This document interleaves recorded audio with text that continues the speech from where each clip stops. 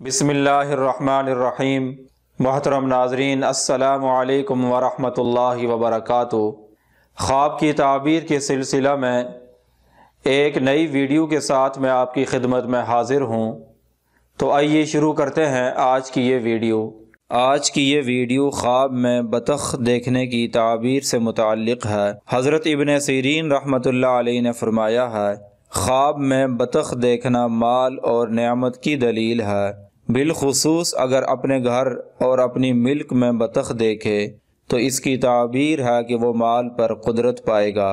اور اگر کوئی آدمی خواب میں دیکھے کہ بہت سی بطخیں اس کے گھر میں یا اس کے گھر کے سین میں جمع ہیں یا اس کی زمین میں جمع ہے اور بولتی ہیں، اس کی تعبیر ہے کہ اس جگہ میں کوئی مصیبت اور آفت پڑے گی۔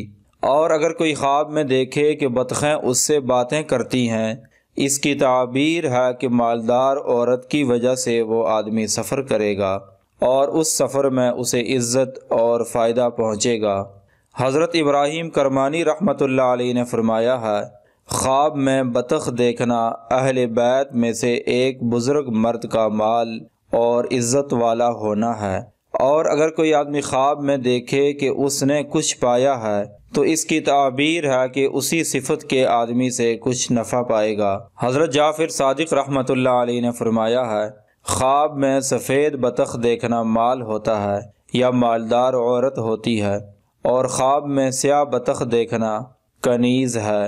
اور اگر کوئی آدمی خواب میں دیکھے کہ اس نے بطخ کو مارا ہے اور اس کا گوشت کھایا ہے، اس کی تعبیر ہے کہ صاحب خواب کسی عورت کا مال وراثت میں پائے گا اور پھر اسے ضائع کر دے گا۔